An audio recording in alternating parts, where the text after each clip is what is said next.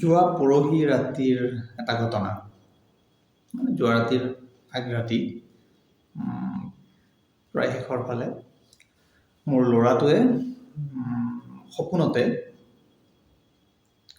কান্দি কান্দি ক'লে, অলপ ভয়ত চিঞৰিছে। তা মোক মানে দেউতাক তা বুলি মাতে। তা মই একো নাজানো, মই একো নোৱাৰোঁ, মোক বাইদেউ শূন্য দিব, এনেকুৱা কিবা কিবি অকণমান উবুল তাবুল বকিছে। অকণমান ভয় খাই আছে, কথাটো বুজি পালোঁ, সাৰ পালোঁ। আকৌ শুৱাই থলোঁ, শুই থাকিল। তাৰ মনত ভয় এটা সোমাইছে যে সি একো নাজানে, একো নোৱাৰে, আৰু সি পৰীক্ষাত শূন্য পাব। মানে তাৰ পৰীক্ষা চলি আছে, 6 মাহিলী পৰীক্ষা, প্ৰথম শ্ৰেণীৰ। তাৰ বয়স 5.5 বছৰ। সি প্ৰথম শ্ৰেণীত পঢ়ি আছে আৰু সদ্যহতে তাৰ পৰীক্ষা চলি আছে 6 মাহিলী। ঘটনাটোৰ কিছু আগলৈকে যাম, মানে কাৰণটোলৈকে। এটা কাৰণ হ'ল, সেইদিনা সন্ধিয়াই, পৰহি সন্ধিয়াই তাক মাকে পঢ়ুৱাই আছিল পৰীক্ষা বুলি। পঢ়োৱা কামটো মাকে প্ৰায় কৰে, মই সেইটো কাম বৰ বেছি নকৰোঁ। এই বয়সত মই বৰ পঢ়া বয়স বুলি মই নিজে নাভাবোঁ। সেইখিনি খেলা বয়স, আমিতো সেইখিনি সময়ত খেলিয়ে থাকিলোঁ। যিয়ে হওক বাৰু, মাকে তাক পৰীক্ষা বুলি অলপ বেছিকৈ পঢ়াব লগা হৈছে কেইদিন। তাক অকণমান ধমকি দিছিল, কিবা কিবি কৈ যে একো নাজানো, পৰীক্ষাত শূন্য পাবি, আলু পাবি, এনেকুৱা ধৰণৰ। বাকীবিলাকে হয়তো জানে বুলি ক'লে, এনেকুৱা ধৰণৰ তাৰ মনত কিবা এটা বোধ হয় সোমাল। আৰু মাকে অলপ প্ৰায়ে সন্ধিয়া মাকে যিহেতু পঢ়ায়, আৰু সেই সময়খিনিত অলপ আমাৰ নাটকখন চাবলৈ ভালো হয়।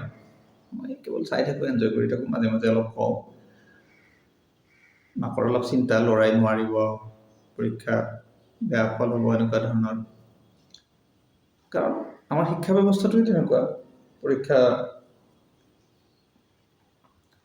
ব্যৱস্থাৰে চলে গোটেই। সেই বিষয়তে কিছু আলোচনা কৰিম আজি। সেইটো কাৰণে পাতনিটো তেনেকৈ আৰম্ভ কৰিলোঁ। ল'ৰাক আমি প্ৰথম শ্ৰেণীত এডমিশ্যন দিলোঁ, এখন ভাল আগশাৰীৰ নাম থকা বিদ্যালয়, গুৱাহাটীৰে অসমীয়া মাধ্যমৰ বিদ্যালয়। তাৰ আগত বাৰু সি যিখিনি প্ৰি স্কুল, সেইখিনি সি পঢ়িলে ঘৰৰ ওচৰৰে এখন ইংলিছ মিডিয়ামৰ বা ইংৰাজী মাধ্যমৰ প্ৰি স্কুল এখনত সি 2 বছৰ পঢ়িলে। তাৰপাছত 5 বছৰত সি প্ৰায় মোটামুটি 5 বছৰতে সি প্ৰথম শ্ৰেণীত এডমিশ্যন দিলোঁ তাক। মোৰ অলপ ইচ্ছা আছিল অসমীয়া মাধ্যমত পঢ়াম, জাতীয়তাবাদী ধ্বজাবাহী আমি কিবা এটা আদৰ্শ দেখুৱাবলৈ গৈ। যিয়ে হওক, তাক দিলোঁ। যিহেতু সি 2 বছৰ ইংৰাজী পঢ়িলে, গৈয়ে সি অসমীয়া ভাষাটো অলপ আয়ত্ব কৰিবলৈ তাৰ টান হৈছে। 6 মাহ হৈছে, বহুত বস্তুৱে সি ভালকৈ বুজিব পৰা নাই। সি ইংৰাজী সি মোটামুটিকৈ ভালকৈ বুজে। তাৰ কাৰণ 2 বছৰ তাৰ ইংৰাজী শিক্ষা, আৰু সেই 2 বছৰত আমি তাক জোৰ জবৰদস্তি ঘৰত বাৰু অসমীয়া নাই শিকোৱা। অ, আ, ক, খ খনৰ বাহিৰে বাকী একো নিশিকালোঁ। কাৰণ আগৰ স্কুলখনত ইংৰাজীৰ লগতে হিন্দী শিকায়। সেই বয়সত অন্ততঃ 3টা ভাষা শিকোৱা তাৰ কাৰণে ক্ষতিকৰ হ'ব বুলি ভাবিয়েই, বেছি চাপ পৰিব বুলি মই অসমীয়া আমি বৰ বেছি নিশিকালোঁ। ফলত তাৰ অসমীয়াটো তাৰ অলপ পিছুৱাই আছে, এতিয়া অলপ টান পাইছে সি। আৰু স্কুলখনৰ প্ৰথম শ্ৰেণীৰ পাঠ্যক্ৰমটোৱেই অসমীয়া মাধ্যমেই, যিহেতু অকণমান অসমীয়া ভাষাটোত সেই পাঠ্যক্ৰমখিনি অকণমান মইতো ভাবোঁ অলপ বেছি হোৱা বুলিয়েই। তথাপি আৰু শিক্ষা ব্যৱস্থাটো চবতেই তেনেকুৱা হৈছে। টান হৈ আহিছে, তথাপি তুলনামূলকভাৱে অন্য স্কুলৰ তুলনাত এইখন স্কুলৰ শিক্ষাত ছাত্ৰ ছাত্ৰীৰ ওপৰত চাপ অলপ কম বুলিয়ে বিশ্বাস আছিল, বোধহয় হয়ও কথাটো। সেইকাৰণে সেইখন স্কুলত দিছিলোঁ। অসমীয়া মাধ্যম, ষ্টুডেণ্টৰ ওপৰত পঢ়াৰ যিটো প্ৰেছাৰ সেইটো অলপ কম, আৰু সেই স্কুলখন আৰম্ভ হৈছিল তেনেকুৱা এটা আদৰ্শৰে, ষ্টুডেণ্টক মানসিক চাপ নিদিয়াকৈ যাতে শিক্ষাদান কৰিব পাৰি। সেই আদৰ্শটোৰ প্ৰতি কিছু আকৰ্ষিত হৈছিলোঁ, ভাল লাগিছিল। মই নিজে যিহেতু তেনেকুৱা শিক্ষা প্ৰতি আগ্ৰহী, গতিকে সেই স্কুলখন স্বাভাৱিকভাৱে দিছিলোঁ। আৰু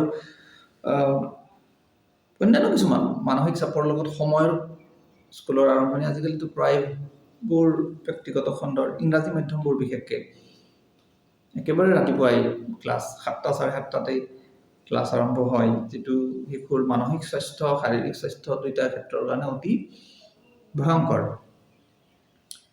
সকলোৱে জানে টোপনি আমাৰ কাৰণে কিমান প্ৰয়োজন। চিকিৎসা বিজ্ঞানে কয়, বা সেইটো আৰু সাধাৰণ জ্ঞানৰ কথা, যে শিশুৰ ক্ষেত্ৰত প্ৰতিগৰাকী মানুহৰে সুস্বাস্থ্যৰ বাবে ভাল টোপনিৰ প্ৰয়োজন। শিশুৰ ক্ষেত্ৰত সেইটো অধিক প্ৰয়োজন, আৰু অলপ অধিক টোপনিৰ প্ৰয়োজন। কিন্তু আজিকালি স্কুলৰ যে সেই ব্ৰহ্মপুৱাতে যিটো স্কুলৰ আৰম্ভণিৰ কাৰবাৰ, গতিকে শিশুৱেতো শুব নাপায়। এইখন স্কুল তুলনামূলকভাৱে অলপ পলাম, মইতো সেইখিনিকো সোনকাল বুলি ভাবোঁ। কিয় নকৰে নাজানো, চৰকাৰেও নকৰে, স্কুলেও নকৰে। 9:30-10 বজাত স্কুল আৰম্ভ কৰিব লাগে, মই ব্যক্তিগতভাৱে সেইটো ভাবোঁ। আগৰ দিনত তেনেকুৱাই আছিল, আমিতো 10 বজাত স্কুল গৈছিলোঁ, স্কুলৰ পঢ়াৰ প্ৰেছাৰ নাছিল। কি আৰামত ষ্টুডেণ্টে খাই লৈ 10 বজাত স্কুল যায়। তো তেতিয়ানো মানুহবিলাক ইমান মূৰ্খ হৈ ওলাইছিল নে, এতিয়ানো কিমান স্মাৰ্ট হৈ ওলাল, মই পাৰ্থক্যটো বুজি নাপাওঁ। আৰু এই যে ৰাতিপুৱা 7টা 7:30টাতে স্কুল দিয়াৰ পিছত কিমান সুবিধা হ'ল শিক্ষা ক্ষেত্ৰত, সেইটো বুজা অসম্ভৱ কথা। আৰু কিমান পণ্ডিত ওলাইছে, সেইটো এটা অসম্ভৱ কথা। ৰাতিপুৱা পঢ়ায়, দেৰিকৈ পঢ়ালেনো কি অসুবিধা, সেইটো মই বুজি নাপাওঁ। কিন্তু বুজাসকলে অন্ততঃ বুজিব লাগে যে শিশুৰ মানসিক স্বাস্থ্যৰ বাবে এই ৰাতিপুৱাই একো নোখোৱা নেমেলাকে শিশুসকলে একো নাখায় ৰাতিপুৱা 6টা 6:30টাত। আৰু গৰম পৰিলে, অলপ গৰম পৰিলেতো বাৰু চৰকাৰেও দি দিয়ে তেনেকুৱা একোখন জাননী, 7:30 বজাত স্কুল। এইকেইদিন বাৰু চবৰে তেনেকুৱা হয়, চৰকাৰী স্কুলবিলাকৰো। তো সেইটো এটা বেলেগ বিষয়, আমি আহিম সেইটো বিষয়লৈকে। আমি আৰম্ভণি কৰিছিলোঁ যে মোৰ ল'ৰাটোৰ ক্ষেত্ৰত এটা উদাহৰণে আছিল।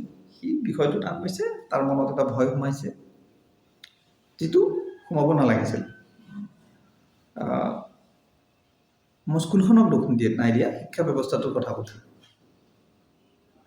5 বছৰ 5.5 বছৰ সেইখন স্কুলত প্ৰথম শ্ৰেণী 5 বছৰৰ পৰা দিয়া হয়। অৱশ্যে সেইটো এটা মোৰ কাৰণে কষ্টকৰ হয় বিষয়টো বুজাত, যে একেটা শ্ৰেণীত 5 বছৰৰ ষ্টুডেণ্টো আছে, 6 বছৰ বা 6.5 বছৰো আছে।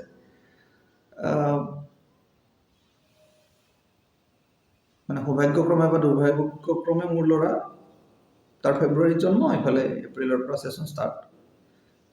5 বছৰ এমাহতে সি প্ৰথম শ্ৰেণী পালে। আমি বোধহয় এবছৰ দেৰিকৈ দিব লাগিছিল, সেইটো আমাৰ ভুল হ'ল। ভাষাটোৰ প্ৰতি তাৰ এতিয়াও আগ্ৰহটো অহা নাই, সেইটোত কিহৰ ভুল, কেনেকৈ ভুল নাজানো। কিন্তু এইটো ক্ষেত্ৰত মই ব্যক্তিগতভাৱে অন্য এটা কথা ভাবোঁ, এইটোক লৈ কেতিয়াবা পিছত আৰু ভালকৈ আলোচনা কৰিম। এটা অসমীয়া ভাষাক যদি আমি নতুন প্ৰজন্মৰ মাজত বা ভৱিষ্যত প্ৰজন্মৰ মাজত ভালকৈ ৰাখিব লাগে, তেতিয়াহ'লে কেৱল শিক্ষাৰ মাধ্যমৰ কথা কৈ থাকিলেই নহ'ব, স্কুল থাকিলেই নহ'ব, অন্যান্য কিছুমান প্ৰব্লেম আছে আমাৰ। এতিয়া ৰাতিপুৱাৰ পৰা ৰাতিলৈকে শিশুৱে কম্পিউটাৰ, টেলিভিশ্যন, মোবাইল য'তে চাওক ভিডিঅ' চাই, কাৰ্টুন চাই, অসমীয়া ভাষাৰ তেনেকুৱা একো কাৰ্টুন নাপায় তেওঁলোকে। সেই মনোৰঞ্জন পাব পৰা যি দুই এটা আছে অতি নিম্নমানৰ। সিহঁতে কি হয়, প্ৰতিটো য'ত তাহাঁতৰ কাৰণে যিটো ইণ্টাৰেষ্টিং হয়, সেইটো ইংৰাজী বা হিন্দী হয়। গতিকে স্বাভাৱিকতে তাহাঁতৰ সেই ভাষাৰ প্ৰতি তাহাঁতৰ আকৰ্ষণটো বাঢ়ে। মোৰ 5.5 বছৰীয়া ল'ৰাই এতিয়া ইংৰাজীত ভাঙি ভাঙি কিবা কিবি কয়, আৰু সেইকেইটা শিকিছে কাৰ্টুনৰ পৰা, আমি শিকোৱা নাই। তো ভাষাটো যদি আমি জীয়াই ৰাখিব লাগে প্ৰযুক্তিগতভাৱে কিছু কিছু কথা আহিব আমি নতুন প্ৰযুক্তিক নস্যাৎ কৰিলে নহ'ব ছ'চিয়েল মিডিয়া ইউটিউব এতিয়া নতুন প্ৰজন্ম তাৰ পৰা আমি এৰাই ৰখাও বহুত টান আগৰ যুগত কথাটো বেলেগ আছিল এতিয়া কেৱল কিতাপী জ্ঞানেৰে নহ'ব যদি আমি ভাষাটোৰ প্ৰতি প্ৰেম আনিব লাগে ল'ৰা ছোৱালীয়ে চাব পৰাকৈ তেনেকুৱা ধৰণৰ অসমীয়া ভাষাৰ মনোৰঞ্জনমূলক অনুষ্ঠানো লাগিব মানে ইউটিউবত হওক য'ত হওক টিভিত ভাল হয়তো কাৰ্টুন প্ৰগ্ৰাম লাগিব তাহাঁতে য'ত আমোদ পাই ভাষাটো শিকিব পাৰে নহ'লে তাহাঁতে সেইটো ভাষা নিজৰ ভাষা বুলি নাভাবে তাহাঁতৰ প্ৰিয় কাৰ্টুন কেৰেক্টাৰ যদি অসমীয়াত নকয় ইংৰাজী বা হিন্দী কয় তাহাঁতৰ কাৰণে সেইটো প্ৰিয় ভাষা হৈ যায় ঘৰত আপুনি যিমানেই অসমীয়া ভাষা নকওক সেইটো আমি বেলেগ প্ৰসংগ মই কৈ আছোঁ আজি আমি কথা পাতিম বিশেষকৈ শিক্ষাৰ ক্ষেত্ৰত যিটো চাপ পৰিছে শিশুসকলৰ সেইটোৰ বিষয়ে অতি ভয়াৱহ কথা সেইটো আমি যদি সুস্থ ভৱিষ্যত এটা গঢ়িব লাগে শিশুৰ তাক আমি চাপহীন ষ্ট্ৰেছহীন মানসিক চাপমুক্তভাৱেই শিক্ষা প্ৰদান কৰিব লাগিব এইটো শিক্ষাবিদসকলে নিশ্চয় জানে তাৰ বাস্তৱিক কিছু কাম কৰাৰ প্ৰয়োজন অসমত কিয় নাই কৰা কিয় হোৱা নাই মই নাজানো এটা কথা ভাল হৈছে যে নিউ এডুকেশ্যন পলিচি আহিছে দেশত তাত মাতৃভাষা শিক্ষাৰ কথা কৈছে বা শিক্ষাৰ গোটেই এটা আমূল পৰিৱৰ্তন হৈছে বৰ ভাল বিষয় সেইটো এটা পুৰণাকলীয়া শিক্ষা ব্যৱস্থাটোক লাহে লাহে নতুনৰ ফালে নিয়াৰ এটা চেষ্টা হৈছে এডুকেশ্যন পলিচি যেতিয়া ভালকৈ ইমপ্লিমেণ্ট হ'ব নতুন এডুকেশ্যন পলিচিটো বহুত ক্ষেত্ৰত শিক্ষাৰ সংস্কাৰ হ'ব বুলি মোৰ বিশ্বাস কিন্তু চাপমুক্ত হ'বনে নাই সেইটো কিন্তু এটা এতিয়াও প্ৰশ্নবোধক চিন আছে শিক্ষাক আমি শিশুৰ ক্ষেত্ৰত বিশেষকৈ চাপহীন ষ্ট্ৰেছহীন কৰিবই লাগিব এই যে অযথা হোমৱৰ্ক কিছুমান স্কুলততো হোমৱৰ্কটো মানে পানিছমেণ্ট হৈ যায় এই কণ ল'ৰা ছোৱালী 5 বছৰ 6 বছৰ শিশুক যি ধৰণে শিকোৱা হয় দিনটো স্কুলত তাৰপিছত আকৌ হোমৱৰ্ক কিছুমানৰ স্কুলৰ পৰা আহি টিউশ্যন যেন শৈশৱটো কাঢ়ি লোৱা হৈছে একদম যন্ত্ৰ বনোৱাৰ এটা ফেক্টৰী কৰাৰ চেষ্টা কৰা হৈছে শিক্ষা ব্যৱস্থাটো শিক্ষা ব্যৱস্থাটোৰ লগতে স্কুল আৰু অভিভাৱক সকলোৰে সমানে দায়ী এইখিনি ক্ষেত্ৰত আমি অভিভাৱকসকলেও প্ৰায় ক্ষেত্ৰত যিমান পাৰি ষ্ট্ৰেছ দিবলৈ চেষ্টা কৰোঁ বাধ্য হৈও কিছুমানে সেইটোক শিক্ষাৰ এটা অংশ বুলি ভাবে গুৱাহাটীৰ এখন স্কুলৰ শিক্ষক এগৰাকীয়ে নিজে কৈছে তেওঁলোকৰ স্কুলত হোমৱৰ্কৰ প্ৰথাটো অলপ কম আছিল আগতে ভাল স্কুল অসমীয়া মাধ্যমৰে শিক্ষকগৰাকীয়ে কোৱা মতে শেহতীয়াভাৱে বা এতিয়া তেওঁলোকে কি কৰিব লগা হৈছে শিশুক হোমৱৰ্ক দিব লগা হৈছে কেৱল অভিভাৱকৰ দাবীত প্ৰেছাৰত শিশুৰ মাক দেউতাকে গৈ স্কুলত কয় যে হোমৱৰ্ক নিদিলে স্কুলত শিক্ষকে যদি হোমৱৰ্ক নিদিয়ে শিক্ষাৰ্থীসকলে ঘৰত পঢ়া শুনা নকৰে গতিকে হোমৱৰ্ক দিব লাগে গতিকে বহুত অভিভাৱকে ভাবে যে হোমৱৰ্ক দিয়াটোহে শিক্ষাৰ এটা কাম আচৰিত হ'বলগীয়া কথা শিশুৰ ক্ষেত্ৰত ইমান প্ৰেছাৰ দি আমাৰ সময়ৰ বা পুৰণি কালৰ যিখিনি শিক্ষাৰে মানে শিক্ষিত হৈ আহিছে মানুহ চৰকাৰী স্কুলত বিশেষকৈ আমিতো চৰকাৰী স্কুলত পঢ়িছোঁ 10 বজাত স্কুলত যাওঁ পঢ়া শুনাৰ বৰ বেছি প্ৰেছাৰ নাই মই নিজে 5 বছৰত প্ৰথম শ্ৰেণীত গৈছিলোঁ বাৰু মোৰ ল'ৰা তেনেকৈ গৈছে কিন্তু তেতিয়া আমি ইমান বিষয়টো ফিল নকৰিলোঁ কষ্ট বুলি নাভাবিলোঁ আমাৰ কাৰণে শিক্ষাটো আছিল এটা মনোৰঞ্জন স্কুলত যাবলৈকে আৰামত আমিতো ধাৰি লৈ বস্তা লৈ তেনেকৈ স্কুলত গৈছিলোঁ গাঁৱৰ স্কুল ভঙা চিঙা দুৱাৰ খিৰিকী নাই 10 বজাত মূৰামূৰিকৈ স্কুল গৈ পাওঁ আৰামত 8টা-9টালৈকে শুব পাৰোঁ ভাত খাই স্কুলত ওলাই যাওঁ দুপৰীয়া আহি আৰু ভাত খাওঁ স্কুলৰ সময়খিনি মাজত লেজাৰ থাকে ব্ৰেক থাকে সেইখিনি ঘূৰি ফুৰা সময় গছৰ তলত পঢ়িব দিয়ে আমাৰ কাৰণে শিক্ষাটো আমি বৰ বেছি চাপৰ শিক্ষা বুলি প্ৰেছাৰ ষ্ট্ৰেছৰ অন্ততঃ প্ৰাথমিক শিক্ষাখিনি আমি বৰ বেছি নাভাবিলোঁ। আমাৰ আগৰখিনিও তেনেকৈ গ'ল। আমি বাৰু মধ্যমীয়া কিবা এটা, মই নিজকে বৰ বেছি ভাল মেধাৰ বুলি জ্ঞানী গুণী বুলি নাভাবোঁ, কিন্তু মোৰ বয়সৰ বা আগৰ চৰকাৰী স্কুলত পঢ়ি অহা বহুত মানুহেতো নিজৰ নিজৰ কৰ্মক্ষেত্ৰত সুনাম কৰিছে, অসমৰ নাম আনিছে, তেনেকৈ সেই ব্যৱস্থাৰে হোমৱৰ্কো নকৰিলে, চৰকাৰী স্কুলত পঢ়িলে, 10 বজাত স্কুলত গ'ল। আচ্ছা, তাৰে পিছত যেতিয়া শিক্ষা ব্যৱস্থাটো সলনি হ'ল, প্ৰাইভেট স্কুলৰ প্ৰতি মানুহৰ আকৰ্ষণ বাঢ়িল, অভিভাৱকে চৰকাৰী স্কুলত নিদি প্ৰাইভেটত দিয়া কৰিলে। মই নিজেও সেইটো কামেই কৰিছোঁ বাৰু। কাৰণটো চবেই জানে যে চৰকাৰে হয়তো শিক্ষাত যিমান মন দিব লাগিছিল সেইটো নাই দিয়া, আৰু ব্যক্তিগত খণ্ডক হয়তো প্ৰকাৰে প্ৰত্যক্ষ বা পৰোক্ষভাৱে বেছি উৎসাহে যোগাইছে চৰকাৰী ব্যৱস্থাটোৱে। কোনো চৰকাৰে কৰা বুলি নকওঁ, চৰকাৰী ব্যৱস্থাটো। চৰকাৰী স্কুলক যিদৰে আগবঢ়াব লাগিছিল সেইটো নাই কৰা, সেইটো নিঃসন্দেহে সত্য কথা। আৰু তাৰ কাৰণে কিছু চৰকাৰে ষ্ট্ৰিক্ট নিয়ম আনিবই লাগিব। চৰকাৰী স্কুলত এতিয়া শিক্ষক যে বেয়া সেইটো কোৱা নাই, এতিয়াতো ভাল ভাল শিক্ষক আহিছে অসমৰ চৰকাৰী স্কুলখিনিত, তথাপি মানুহে কিয় নাযায়? চৰকাৰে বাধ্য কৰাই দিয়ক, অন্ততঃ চৰকাৰী স্কুলত যিখিনি শিক্ষক শিক্ষয়িত্ৰী আছে তেওঁলোকৰ অন্ততঃ সন্তানক চৰকাৰী স্কুলতে পঢ়াব লাগিব। পাৰিলে চৰকাৰী কৰ্মচাৰীখিনি, চৰকাৰী MLA মন্ত্ৰীখিনি চৰকাৰী স্কুলত পঢ়াব লাগিব। এবছৰত চৰকাৰী স্কুল ঠিক হৈ যাব, সেইটো কোনো প্ৰশ্নই নাই। কিন্তু পাকে প্ৰকাৰেতো ব্যক্তিগত খণ্ডৰ স্কুলক উৎসাহিত কৰাই, স্কুল বুলি নহয় সকলো ক্ষেত্ৰতে, ব্যক্তিগত চিকিৎসালয়, ব্যক্তিগত স্কুল, সকলোতে ব্যক্তিগত খণ্ডতে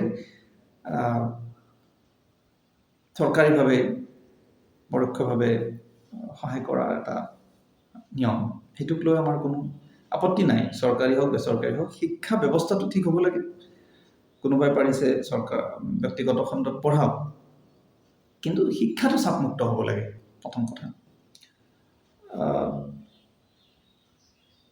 আৰু শিক্ষাটো প্ৰেক্টিকেলি কামত অহা ধৰণৰ হ'ব লাগে। এই যে যিটো ছিষ্টেমত শিক্ষা চলি আছে প্ৰায় ক্ষেত্ৰত, অসমৰ অভিভাৱকে কৰি দিছে, প্ৰজেক্টবোৰ দিয়ে, নিজে নকৰে বেলেগে কৰে, এইবিলাকতো শিক্ষাৰ কোনো ফলপ্ৰসূ উপায় নহয়, কিন্তু এইটো কৰিব লাগে, কৰি আছে। শিক্ষাৰ ক্ষেত্ৰত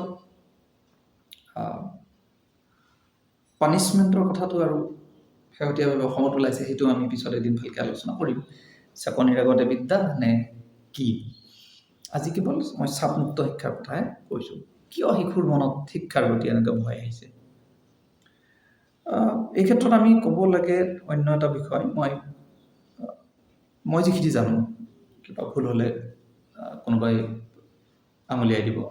মই ব্যক্তিগতভাৱে ভাবোঁ, পৃথিৱীৰ অন্য ক্ষেত্ৰত অন্যয়ো স্বীকাৰ কৰে, স্বীকৃত যে ফিনলেণ্ডৰ শিক্ষা ব্যৱস্থাটো পৃথিৱীৰ আটাইতকৈ ভাল শিক্ষা ব্যৱস্থা বুলি কোৱা হয়।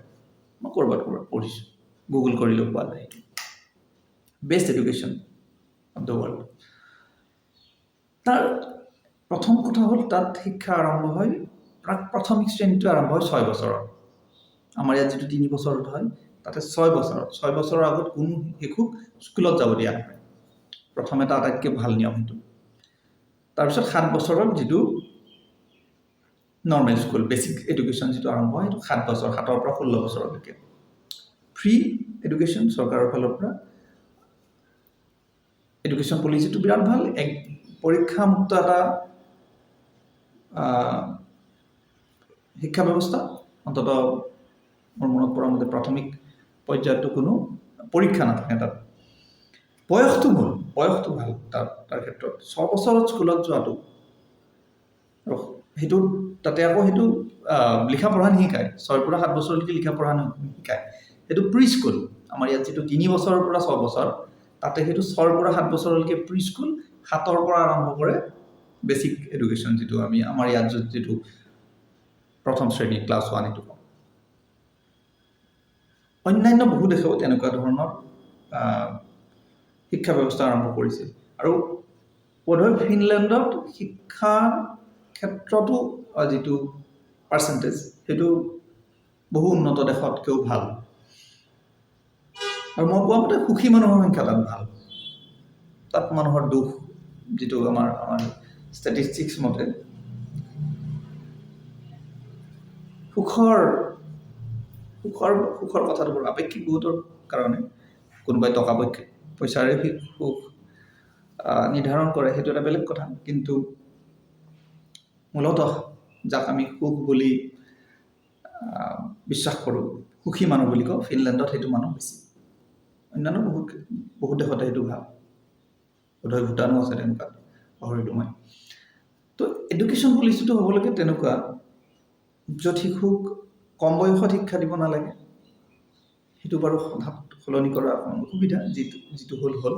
কিন্তু শিক্ষা ব্যৱস্থাটোক আমি যিমান পাৰোঁ প্ৰেছাৰমুক্ত হ'ব লাগে। পৰীক্ষাৰ ভয়, এতিয়া মোৰ ল'ৰা, মই যিটো উদাহৰণ দিছিলোঁ, প্ৰথম শ্ৰেণী 5.5 বছৰ, তাৰ মনত পৰীক্ষাৰ ভয় সোমাই গৈছে এতিয়া। কাৰণ স্কুলত পৰীক্ষা পাতে, পৰীক্ষা বুলি ঘৰতো অলপ পঢ়াব লগা হৈছে। সি ভাষাটো অলপ টান পাইছে, অসমীয়া বেছিকৈ শিকাব লগা হৈছে। তাৰ মনত অন্য এটা কথা সোমাইছে যে বাকী লগৰ ছাত্ৰ ছাত্ৰীখিনিয়ে তাতকৈ বেছিকৈ পাৰিব বা পাৰে ক্লাছত, সেইখিনি জানে। তাৰ মনত সেইটো এটা ক'ৰবাত ছাবকনচিয়াছ মনত সোমাই গৈছে। তাৰ কাৰণ এটা, কিছুমান ষ্টুডেণ্ট অসমীয়া মাধ্যমতে পঢ়া, সেইখন স্কুলতে পঢ়া, প্ৰি স্কুলখিনি, তাহাঁতৰ কাৰণে অসমীয়া মাধ্যমটো অলপ উজু। দ্বিতীয় কথা, কিছুমান তাতকৈ বয়সত সেয়া ভাল, সিহঁতৰ অকণমান বুজা শক্তিটো বাঢ়িছে, মেচিউৰ্ড, মানে 6 বছৰ 6.5 বছৰ বয়সৰো ষ্টুডেণ্ট একেটা ক্লাছত আছে। তো তুলনামূলকভাৱে পিছ পৰি থাকে যিখিনি সৰু। সেইটো বাৰু স্কুলৰ নিয়ম, ক'বলৈ একো নাই। আৰম্ভণিতে মই এটা ৰিকুৱেষ্ট কৰি চাইছিলোঁ স্কুল কৰ্তৃপক্ষক যে একে বয়সৰখিনিক এটা ছেকশ্যন কৰিব পাৰি নেকি। মই অধ্যক্ষগৰাকীকো এবাৰ মোৰ ফালৰ পৰা অনুৰোধ এটা কৰিছিলোঁ, কিন্তু তেওঁলোকে সেইটো বৰ বেছি কাৰ্যকৰী কৰাত বোধহয় অসুবিধা। তো একেটা ছেকশ্যনতে 5 বছৰ আৰু 6.5 বছৰৰ ষ্টুডেণ্টো থাকে। ইয়াৰ মনত সোমাই যায়, সেইটোৰ এটা হয়তো ইনফেৰিয়ৰিটি কমপ্লেক্স। এটা ক্লাছতে প্ৰায় 40জনমান ষ্টুডেণ্ট, শিক্ষক শিক্ষয়িত্ৰী প্ৰতিজনকে ইণ্ডিভিজুৱেলি গুৰুত্ব দিব নোৱাৰে, স্বাভাৱিক কথা। ইমান ষ্টুডেণ্ট, কাকনো কিমান শিকাব? গতিকে যিটো জেনেৰেল এটা এভাৰেজ সেয়া এটা লৈ পেলাই তেনেকৈ শিক্ষাদান কৰিব লগা হয়। বৰ্ডত লিখি থ'লে একো বুজি নাপায়। তথাপি আমি কোৱা নাই যে শিক্ষয়িত্ৰীয়ে নাচায়, তাক মাজে সময়ে সেইটো গুৰুত্ব দিয়ে, কিন্তু অসম্ভৱ কথা 45 মিনিট ক্লাছত প্ৰতিজনকে ইণ্ডিভিজুৱেলি গুৰুত্ব দিয়া। গতিকে মই কৈছোঁ যে ব্যৱস্থাটোৰ সলনি কিবা এটা হ'ব লাগে। শিশু যাতে চাপমুক্ত হয়। এই যে কিতাপৰ বোজা, প্ৰকাণ্ড কিতাপ, প্ৰথম দ্বিতীয় তৃতীয় শ্ৰেণীৰ বা প্ৰাথমিক পৰ্যায়তে, এটা ওজনৰ বেগ, স্কুল বেগ পলিচি বাৰু চৰকাৰে নিৰ্ধাৰণ কৰিছে, সেইটো প্ৰায় স্কুলতে এতিয়ালৈকে সেইটো ইমপ্লিমেণ্ট কিমান হৈছে মই নাজানো, নাই হোৱা বোধহয়। ওজনৰ বেগ লৈ যোৱাটো এটাতো অসমৰ স্কুলৰ এতিয়াও এটা চিনাকি ছবি, দৈনন্দিন ছবি এটা। কোজা পৰি যায় ষ্টুডেণ্ট, তথাপি ওজনৰ বেগ, প্ৰকাণ্ড কিতাপ, তাৰে ওপৰত চাপ, পৰীক্ষা, হোমৱৰ্ক, অন্যান্য প্ৰজেক্ট। মই সকলো স্কুল সামৰি কথাখিনি কৈছোঁ। কিছুমান স্কুলত অত্যাধিক প্ৰেছাৰ থাকে। গতিকে আমি অভিভাৱকসকলে কিয় শিশুক সেই শৈশৱটো কাঢ়ি নিয়াৰ ক্ষেত্ৰত আমিও ক'ৰবাত অৰিহণা যোগাই আছোঁ নেকি? মই নিজে যিমান পাৰোঁ মোৰ ল'ৰাক খেলিব দিওঁ, পঢ়াত মই কেতিয়াও সি মোৰ লগত নপঢ়েও বাৰু। প্ৰেক্টিকেলি কথাটো তেনেকুৱা হৈছেগৈ, কাৰণ মোৰ মানসিকতাৰ লগত তাৰ মিলিছে। মাকৰ ওপৰত প্ৰেছাৰটো বেছি পৰে আৰু খঙতে কেতিয়াবা গালি চালি দিবলগীয়া হয় মাকে। এতিয়া আমি সলনি কৰিব নোৱাৰোঁ। মোৰ ল'ৰাক যদি মই নপঢ়াওঁ, সি পিছ পৰি যাব। ব্যৱস্থাটো তেনেকুৱা হৈ আছে। এতিয়া বাধ্য হৈ আমি পঢ়াব লাগিব হয়তো, বা অন্যও তেনেকুৱা ভাবে। মোৰ দৰে একে চিন্তাৰ যিখিনি মানুহ, বহুতৰ কাৰণে এইটো এটা সমস্যা হৈ পৰে। কিন্তু এইটো ক্ষেত্ৰত এটা সামগ্ৰিক প্ৰচেষ্টা এটা লাগিব, সকলো মানুহ লগ লাগি। প্ৰশাসন ব্যৱস্থা, চৰকাৰ ব্যৱস্থাটো, শিক্ষা যিটো বিভাগ ব্যৱস্থাটো, যিখিনি শিক্ষাৰ যিটো পলিচি মেকাৰ যিবিলাক, তেওঁলোকেও অলপ চিন্তা কৰক কি কৰিব পাৰি, ৰিফৰ্ম কেনেকৈ কৰিব পাৰি। শিশুক এই ৰাতিপুৱাই যে স্কুলত নিয়া কথাটো কিয় আমি অকণমান সলনি কৰিব নোৱাৰোঁ, কিয় 9:30 বজাত 10 বজাত স্কুলত নিলে কি অসুবিধা, এইবোৰ আকৌ এবাৰ চালি জাৰি চোৱা ভাল। শিক্ষাটো অলপ সহজ হওক, ইণ্টাৰেষ্টিং হওক, মানসিক স্বাস্থ্য যাতে ক্ষতি নহয় শিশুৰ, আৰু সেই যে শিশুতেই নহয়, শিশুতেই যদি মানসিক স্বাস্থ্য ক্ষতি হয়, এইটো ডাঙৰলৈকে আৰু কেতিয়াও ঠিক নহয়গৈ।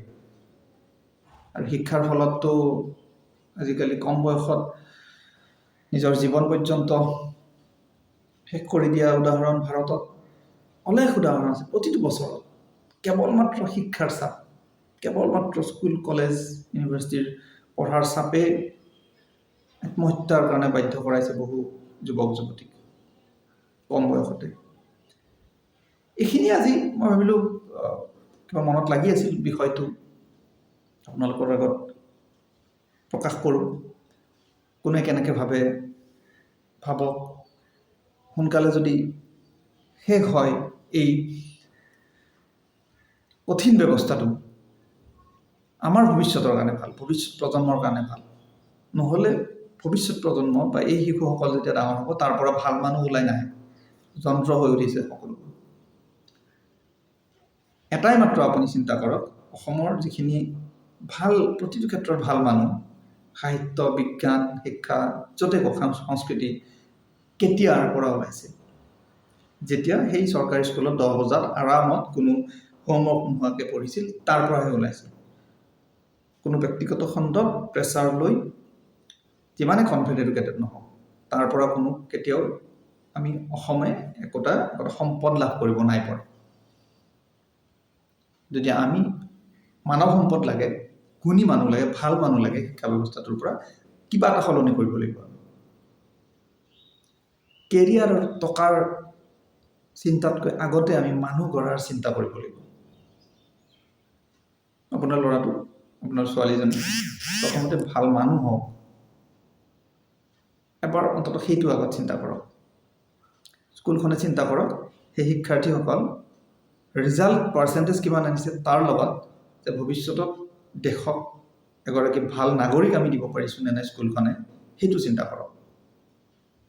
আৰু মানসিকভাৱে কোঙা কৰি পেলাই আমি নাগৰিক গঢ়ি লাভ নাই। যদি কৰিব লাগে, এখন সুস্থ মন, সুস্থ শৰীৰৰ এগৰাকী নাগৰিক আমি গঢ়িব লাগিব। তাৰ কাৰণে সলনি কৰিবই লাগিব, তাৰ বিকল্প একো নাই। চিন্তা আপোনালৈ এৰিছোঁ আজিলৈ এইখিনি। সমৰ্থন কৰিলেও ক'ব পাৰে, বিৰোধ কৰিলেও ক'ব পাৰে। ধন্যবাদ।